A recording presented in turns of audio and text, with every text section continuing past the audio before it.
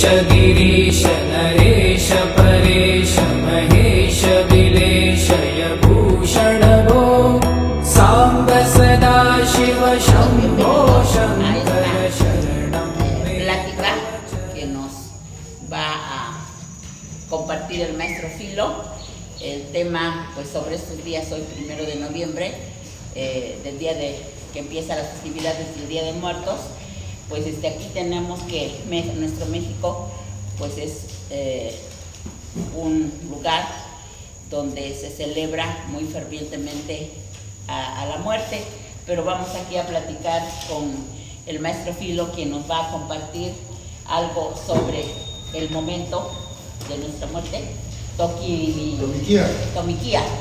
Entonces, adelante, maestro Filo, te cedo la palabra, bienvenido y gracias por compartir un tema más.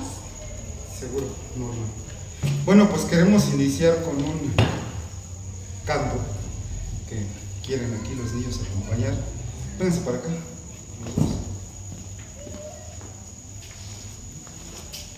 Sale.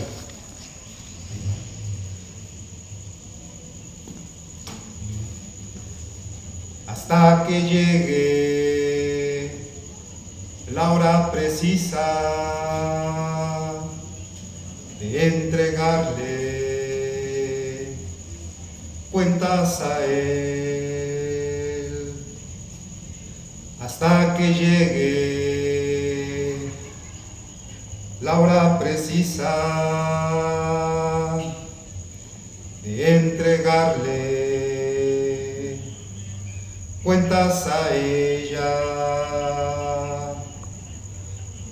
Con un pie en el estribo empieza el peregrinar a la casa del misterio, que es el Merito Mictlán.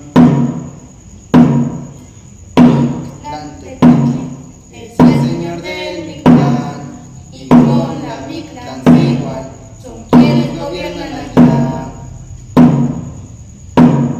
En un colorido petate espero me habrán de enterrar, mi gente por 9 días rezando me acompañará. Mictlantecuhtli es el señor del Mictlán, y con la Mictlancíhuatl son quienes gobiernan allá. Guaraches de palma y una rama me de llevar, ya dentro de la tierra muchos peligros habré de afrontar.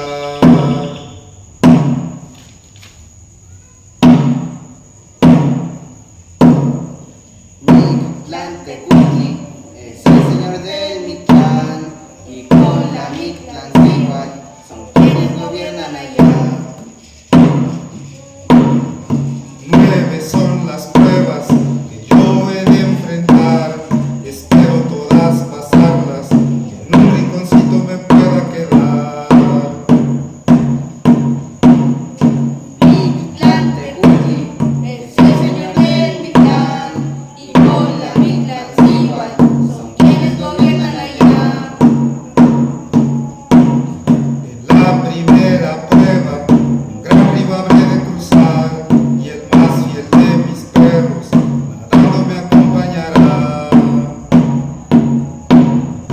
Mictlantecuhtli es el señor del Mictlán, y con la Mictlancíhuatl son quienes gobiernan allá. Mi vida habré de entregar.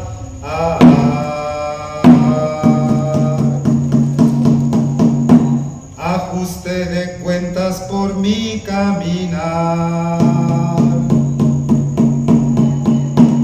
Espero pasar las pruebas y al mero Mictlán yo pueda llegar. Mictlantecuhtli es el señor del Mictlán, y con la Mictlancíhuatl son quienes gobiernan allá. Gracias, niños. Bueno, pues este canto no es antiguo, es contemporáneo. lo aprendimos ahí con algunos grupos de danza y bueno, quisimos empezar con este canto. Bueno, el día de hoy fue un día 9 de Tecpat, en la cuenta del Tonalpohualli. Entonces, bueno, eso ya lo hemos explicado muchas veces aquí y en otros lugares. Entonces, el día de hoy nos encontramos aquí. Este es el día de hoy. El día de ayer, pues fue 8 Olin, antier fue 7 Coscacuautli, mañana va a ser 10 Yautli, pasado 11 Xochitl, y pues aquí está toda la cuenta del tiempo de los antiguos, de los antepasados. Bueno, brevemente, pues digo, ya hemos hablado al respecto, pero pues diré que todo el pensamiento de los antiguos mexicanos está aquí, en esos 20 días, que multiplicados por el número 13, nos da un total de 260 días, número día. Y así es como vamos pasando día tras día tras día. Y además otra característica es que esta cuenta es independiente del calendario solar, del calendario del planeta Venus, que eran muy importantes aquí en Mesoamérica. Entonces esta cuenta empieza, unos Zipactli, pasan los 260 días, se llega a 13 Xochitl y se vuelve a empezar otra vez, ¿no? Y otra vez, y otra vez, y otra vez. Entonces esta es la cuenta de los antiguos mexicanos. Me parece que este día, por el día mismo, fue muy interesante, porque dentro de ese grupo de los 20 días se toman 4 días para marcar los 4 rumbos del universo. ¿Se acuerdan que aquí alguna vez pusimos los 20 días así en círculo? Y bueno, pues resulta que hay 4 días que nos marcan los 4 rumbos del universo, ¿no? El Cali, que es el poniente, el Tochtli, que es el sur, el Acat, que es el oriente, y el Tecpat, que es como un día hoy, que es el norte. Y resulta que el norte, en el pensamiento náhuatl, pues es la región de los muertos. Entonces hoy es un día Tecpat. El día Tecpat está relacionado con el norte, con la región de los muertos. Y también se acuerdan que hemos dicho que en náhuatl, en el pensamiento náhuatl, cada día tiene su patrono, o sea, una divinidad que lo va rigiendo, ¿no? Y todo está perfectamente estructurado. Entonces los días Zipactli, el mero patrón es el Huehueteo, el dios viejo, ¿no? Por ejemplo. Los días Mazat, el patrón es Tlaloc. Los días Coat, la patrona es Chalchutlicue. Y algo que es bien interesante, y voy a tocar más adelante, es que los días Itzcuintli, o sea perro, su mero patrón es Mictlantecutli. O sea que hay una relación entre el perro, el Mictlán, a donde vamos, y pues con el cantito que empezamos, ¿no? Del Mictlantecutli. Pero bueno, de eso voy a hablar un poco más adelante. Y pues les digo, ahora que estuvimos ahí en Tecamachalco, el ex convento, ahí estuvo Norma también, decíamos que el Tonalpohualli es el meollo del antiguo pensamiento náhuatl. Y los franciscanos que vinieron a evangelizar se dieron perfectamente cuenta de ello, que por eso dijeron, hay que borrar esto de la memoria de los náhuatl. No deben de recordar nunca más que esto existe, porque aquí está todo su pensamiento, todas sus creencias. Acuérdense que cuando alguien nacía, le ponían como nombre el día en que nació. Bueno, yo por ejemplo nací en un día 11 Coscacuautli. Entonces cada persona nace y nace en un día, y ese día se dice que es su destino. En náhuatl se dice su tonali. Entonces por eso le decimos el Tonalpohualli, que es la cuenta de los destinos. También cuando uno muere, también tiene que ver con el Tonalpohualli. Ya por ahí en un video explicamos que cuando uno muere, dependiendo del día en que uno muere, o sea, de la cuenta del Tonalpohualli, como que se le dedica a una divinidad. Puede ser Mixcoatl, que es una divinidad propiamente mixteca. Puede ser Yohualtecutli, que es el patrón de los sueños, por cierto, ¿no? De la noche y de los sueños. Puede ser la Chalchutlicue, puede ser Xochipilli. Entonces creo que no exagero cuando digo que todo el pensamiento de los nahuas está cifrado en esos 260 días, ¿no? En el Tonalpohualli. Y bueno, por eso quisimos empezar ahí con el canto y también explicando un poco de qué fue el día de hoy. Para hablar de este tema de la muerte, quiero citar a un biólogo muy famoso, reconocido. A lo mejor a algunos de ustedes les suena, Richard Dawkins, británico. Él es biólogo y su especialidad es la etología. que es el comportamiento de los animales. Ha hecho investigaciones muy importantes y ha escrito libros igual muy importantes. Por ejemplo, yo leí uno de él que me parece que todos deberíamos leerlo, niños, jóvenes, adultos. Se llama El gen egoísta, porque ahí él explica que el mecanismo de la evolución no es el individuo, sino los genes que están aquí en nuestras células. Eso es lo que hace que la evolución fluya, ¿no? se realice. Bueno, ¿por qué quiero empezar con él? Porque Richard Dawkins, en una entrevista precisamente sobre este libro, le preguntan que qué le gustaría que dijera su epitafio, o sea, ahí en su tumba cuando alguien se muere. Decía, ¿cómo le gustaría que lo recordaran, ¿no? ¿Qué le gustaría que se escribiera sobre usted? Y él dice unas palabras que a mí me parecen muy bellas y muy profundas. Dice, todos vamos a morir y eso nos hace afortunados. Suena muy sencillo, ¿no? Pero desde la biología es muy complejo, porque a partir de eso él explica que cuando se juntan el espermatozoide de nuestro papá y el óvulo de nuestra mamá, cada uno tiene 23 cromosomas. Cuando se juntan, dice, se abre una posibilidad de combinaciones matemáticas para realizar un ser humano. Y ese número de combinaciones, dice, excede el de toda la población humana. O sea que con el esperma de mi papá y el óvulo de mi mamá se pudieron haber formado miles de millones de seres humanos diferentes cada uno. Y entre todas esas posibilidades numéricas, matemáticas, salió una que parecía improbable, yo. Y lo mismo pasa con cada uno de nosotros, ¿no? Entonces por eso su frase es tan profunda cuando dice, todos vamos a morir. Y eso nos hace afortunados. Porque todos los demás que podrían haber nacido, nunca nacieron, no existen, ¿no? Pero nosotros sí, ¿no? En una posibilidad remota, milmillonésima, aquí está cada uno de nosotros. Y si vamos a morir, pues es porque vivimos, los demás no, las demás posibilidades ni siquiera existieron, ¿no? Entonces me parecen muy profundas esas palabras. Y bueno, ese es un hecho biológico, ¿no? Todos vamos a morir. Pero ¿y qué pasa después de morir? Y esa es una respuesta que yo creo, considero, que las grandes religiones han tratado de contestar, ¿no? Y cada una de manera diferente. Entonces quisiera yo mencionar una que es por completo diferente a las religiones abrahámicas, o sea, al judaísmo, al cristianismo y al islam. Una religión bien diferente, ¿no? Que la practican algo así como 800, 900 millones de personas hoy en este planeta Tierra. Y esa es el hinduismo. Entonces, yo escucho hoy, así en el lenguaje cotidiano común, que la gente usa mucho la palabra karma, ¿no? Y dice, es que el karma sí existe, ¿no? Yo considero humildemente que no saben ni de qué están hablando, ¿no?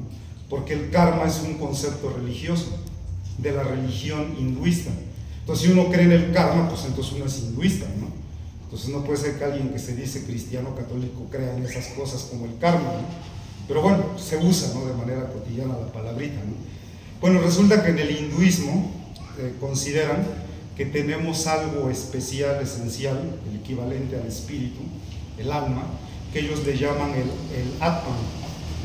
Y entonces dicen que al morir no desaparece, sino que vuelve a nacer otra vez. Y entonces dice que todas las acciones en esa religión, todas las acciones que nosotros hacemos en esta vida, se van acumulando, de tal manera que cuando morimos, todo eso es el karma en sí, y eso es lo que va a definir en qué vamos a volver a existir. Puede ser en otra persona, o sea que vamos a nacer otra vez, pero como otra persona, como un animal o como una planta. Entonces imagínense, es bien interesante el destino que propone el hinduismo, ¿no? O sea, después de que te mueres vas a nacer otra vez, ¿no? Ya no como tú, sino como otra persona, como un animal, podría ser una vaca, sí, por eso las vacas son sagradas en la India, o por ejemplo en una rata, en una cucaracha, dependiendo el nivel de nuestro karma, o en una planta. Y todo eso es ese ciclo de reencarnaciones, si cabe llamarlas así, es lo que ellos llaman el samsara. Y todo eso se detiene cuando uno alcanza el grado de iluminación, que es el nirvana. Entonces estamos hablando de una religión por completo diferente a lo que estamos acostumbrados. pero que existe, o sea, la practican hoy millones de seres humanos y hacen su vida cotidiana y creen en esa religión. Entonces mi punto ahora es, las religiones lo que hacen es tratar de encontrar una respuesta a esa pregunta, que es muy profunda también, ¿no? ¿Qué hay después de la muerte?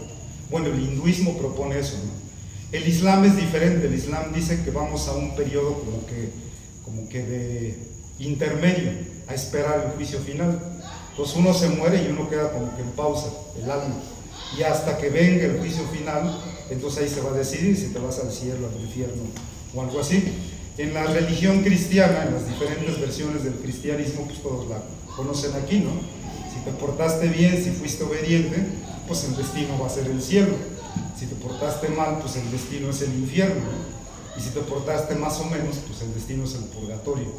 Ahí vas a purgar un poco y después ya se va a definir a dónde vas. Pero bueno, el punto es ese, ¿no? Que las religiones tratan de darnos una respuesta a esa pregunta de qué hay después de la muerte. Por estos días, que es esta celebración propiamente de aquí de México, del Día de Muertos, yo he escuchado, he leído un debate que es más como que de las ciencias sociales, de la antropología, de la historia, en la que plantean que el Día de Muertos es como que una especie de farsa, ¿no? En el sentido de desde cuándo se celebra el Día de Muertos como lo hacemos hoy, ¿no? Y he leído historiadores, antropólogos que hablan, por ejemplo, de José Vasconcelos, ¿no? Que crea esta idea, después de la Revolución Mexicana, ¿no? Propiamente el nacionalismo mexicano, que recurre a la raíz indígena, la promueve para legitimarse y todo ese rollo, ¿no? También hay quienes argumentan a favor de Lázaro Cárdenas, que impone todo esto de lo indígena. Ya ven que hasta se quería celebrar aquí en México, en lugar de Navidad, el día de Quetzalcóatl, allá por 22 de diciembre. O sea, y no resultó porque la influencia de los gringos es tan poderosa que pues ya todo se está gringando, ¿no? En Navidad pues es Santa Claus, esto ya se está volviendo de Halloween, o sea, el poder de la cultura gringa es muy poderosa, ¿no?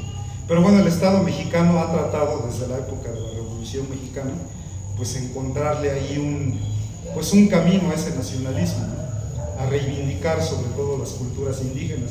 Entonces hay antropólogos, historiadores que dicen esto del Día de Muertos es nuevo, ¿no? O sea, los antiguos no hacían esto, ¿no? De que ponían calaveritas, de que se disfrazaban, de que hacían desfiles, de que todo este rollo que hacemos hoy, y es cierto, ¿no? Si uno estudia seriamente, es cierto.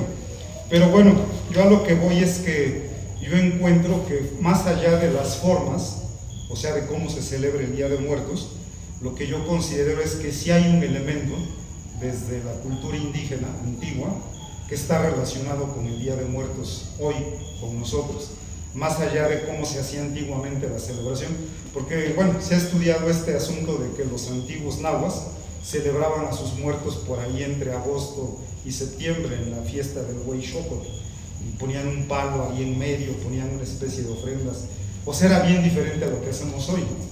Por eso digo, más allá de las formas, yo encuentro un elemento que sí es auténtico, o sea, que sí nos vincula con lo antiguo, con nuestros antepasados. Y bueno, para mí este vínculo, este hilo que nos une a eso, pues no es otra cosa más lo que dije hace rato, ¿no? Este asunto del perro. O sea, eso es auténtico, porque, o sea, estoy seguro que ustedes también, en el caso mío, de mi difunto padre, Aniceto Crisanto, él lo decía así cuando yo era niño, ¿no? Dale de comer al perro, porque cuando te mueras vas a tener que atravesar un río, y ese río es muy ancho, está turbio, tiene mucha corriente. Entonces la única manera que tienes de atravesar ese río pues es con la ayuda de un perro. Entonces, ¿por qué relacionar el perro con la muerte? Entonces eso que parece un cuento, una leyenda, para mí es eso que nos vincula precisamente con lo indígena, porque eso está fuera de todo el contexto judeo-cristiano. O sea, ustedes búsquenle por donde quieran, pero en el cristianismo no es posible que los que ya están en el infierno o en el cielo salgan de su lugar y vengan a visitarnos, ¿no? O sea, ¿cómo, no? Y cuando el perro nos ayuda a atravesar el río, ¿a dónde vamos? Al cielo, al infierno, ¿dónde? O sea, eso es bien poderoso cuando lo piensan, que esa historia del perro y el río y todo eso no es cristiano, en pocas palabras, ¿no? Pertenece a otro pensamiento religioso, que resulta ser pues el pensamiento religioso de aquí, de esta parte del planeta Tierra, y es lo que creo que muchas veces perdemos esa dimensión, que esta parte del planeta Tierra, así como al otro lado del mundo está la India con el hinduismo o el budismo, ¿no? O por ejemplo en Medio Oriente, ¿no? Con el Islam, o sea, hay otras formas de pensar, hay otras religiones. Pues bueno, aquí donde estamos, hace 500 años había otro pensamiento religioso que no tenía absolutamente nada que ver con el cristianismo, ¿no? O sea, el cristianismo llega aquí a imponerse con la cruz y la espada, pues con la conquista, ¿no? Y de eso pues se ha hablado ampliamente. Pues bueno, yo encuentro eso, que les digo lo del perro, por la relación que hay en lo que estaba diciendo, ¿no? En este grupo de los 20 días del Tonalpohualli, hay uno de los días que es Itzcuintli, así se llama el día. Y el día Itzcuintli tiene como patrono al Mictlantecutli. Entonces, en el antiguo pensamiento náhuatl, ellos, digamos que así para rápido, su mundo lo veían así. Esto que existe, que nosotros vemos, o sea, me refiero a las personas, los cerros, las nubes, la naturaleza, todo lo que existe, ellos le llamaron el Tlalticpac. Y en todos los poemas nahuas, como los que Norma aquí puso, de los antiguos nahuas, siempre se hace mención al Tlalticpac, ¿no? ¿Acaso en vano venimos a existir aquí en el Tlalticpac?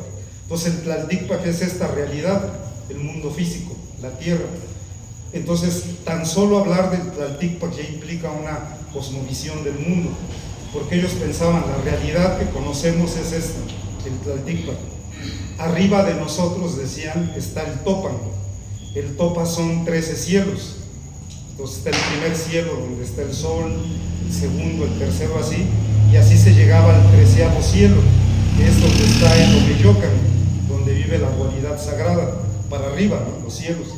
Y abajo de nosotros, decían, está el Mictlán, que son 9 niveles. Entonces está el primer nivel, el segundo así, y en el 9º nivel, nada que ver con el infierno cristiano, ¿no? Porque hay quien está traducido el Mictlán como el infierno, ¿no? Nada que ver, porque el infierno pues es un lugar de fuego, de sufrimiento, de horror, para nada. El Mictlán lo pensaban como un lugar oscuro, frío, quieto, silencio absoluto. Y entonces decían que cuando uno muere, pues uno tenía que pasar 9 pruebas para llegar allá abajo, hasta donde vive la dualidad. El Mictlantecutli, que es el masculino, y la Mictecacihuatl, que es la femenina. Entonces la primera de esas pruebas pues era precisamente atravesar un río, y ese solamente se podía atravesar con la ayuda de un perro. Entonces eso sigue presente en nuestro imaginario al día de hoy. Y había otras 8 pruebas, ¿no? Por ejemplo, había una que decía que hay 2 cerros y uno tenía que pasar en medio de los 2 cerros, y los cerros se cerraban así, se juntaban y se volvían a abrir. Entonces uno le tenía que calcular cuándo pasar, porque si no quedaba uno apretado ahí entre cerros, ¿no? Luego había otro donde hacían unos vientos tan fríos que dice que era como si le tocaran a uno cuchillos de obsidiana, o sea, por la fuerza del viento, ¿no? Del frío. Había otro donde decía que había jaguares que se comían su corazón de uno y demás partes, ¿no? Entonces los antiguos pensaban que después de morir, pues uno tenía todavía que hacer un viaje. Y a mí se me hace que todo eso sigue presente aquí en Santa Clara, Huitziltepec. Por ejemplo, don Cayetano Luna, él varias veces lo vi hacer sus guaraches de palma. ¿Por qué les poníamos guaraches de palma a los difuntos? Porque decíamos, cuando alguien muere, va a empezar su viaje, ¿no? Entonces necesitaba sus guarachitos de palma. Y a unos todavía los llegaban a enterrar con una vara de espinas, porque en ese camino, ese viaje peligroso que tenían que hacer, pues eran como que les daban los elementos para defenderse, ¿no? Por ejemplo, cuando llegaba uno a la región donde estaban los jaguares, ¿no? Pues entonces necesitaba uno su vara de espinas. Entonces todo esto que hoy lo consideramos como una especie de cuentos, leyendas, pues para los antepasados fue parte importante de sus creencias. Pero bueno, a mí me parece bien interesante que pocos elementos de ese pensamiento religioso antiguo, que es de aquí, pues siguen presentes hasta el día de hoy. ¿Cómo es posible que sobrevivieron 500 años de colonización, de evangelización, de guerra religiosa? Es increíble, ¿no? La resistencia de los pueblos, ¿no? Por mantener su identidad, sus costumbres, sus historias. Y bueno, entonces por ahí va este asunto que les digo del Mictlantecutli. Y además hay otro elemento que a mí me parece fundamental. A diferencia del cristianismo, en donde el destino después de la muerte es una cuestión moral, o sea que tiene que ver con cómo se porta uno. O sea, si fuiste bueno, obediente, bla, bla, bla, pues es el cielo, ¿no? Si fuiste rezongón, malo, asesino, lo que sea, infierno. Bueno, pues a diferencia de eso, en la antigua religión náhuatl, a dónde va uno después de morir no tiene que ver con cómo te portas o te portaste, tiene que ver con cómo te moriste. Son dos visiones por completos diferentes. Entonces, en el antiguo pensamiento náhuatl decían, los hombres y las mujeres que morían luchando, o sea, los guerreros, su destino era acompañar al sol. Las mujeres al atardecer, los hombres al amanecer, pero su destino era ser el más elevado de todos, ¿no? Acompañar al sol. Los que morían de muerte natural, pues su destino era ir al Mictlán, precisamente a la región de los muertos, ¿no? Los que morían por alguna razón relacionada con el agua, pues su destino era el Tlalocan, el paraíso del dios Tlaloc, ¿no? Que lo consideraban así como un vergel, un lugar así lleno de vegetación, de frutas, de abundancia, ¿no? Y hasta los niños que morían recién nacidos, iban al Chichiquiahuitlán, que se lo imaginaba así como un árbol, que en lugar de frutas tenían chichis, o sea, se la pasaban amamantándose por toda la eternidad. Entonces había un destino, pero dependiendo por cómo te moriste, no por cómo te portaste. Y yo considero que al día de hoy ese pensamiento se ha mantenido vivo hasta el día de hoy con nuestras costumbres, ¿no? Porque hay un día para los que murieron accidentados. O sea, no es cómo te portaste, no si fuiste bueno o malo, es te moriste accidentado, entonces tienes un día, ¿no? Hay otro día para los que murieron, por ejemplo, ahogados. Yo sé, por ejemplo, de allá arriba, donde el Hawái de mi casa, para allá arriba, esta señora de los Morales, ¿no? Que se murió su hijo allá ahogado a los 25 años. Yo sé que cada año dicen le va a dejar su ofrenda, sus flores allá. Y hay un día para los que murieron ahogados, al día de hoy, en las ofrendas de hoy. Pero en la antigua religión náhuatl pues también lo había, ¿no? Hay un día para quien murió ahogado también. Entonces el destino después de la muerte es cómo te mueres, no cómo te portaste, si te portaste bien o te portaste mal. Entonces hoy es un indicativo de que estamos hablando pues de otro pensamiento religioso, pero pues por completo diferente al cristianismo mismo, ¿no? Estamos acostumbrados a esta idea del cielo y del infierno, y bueno, todo eso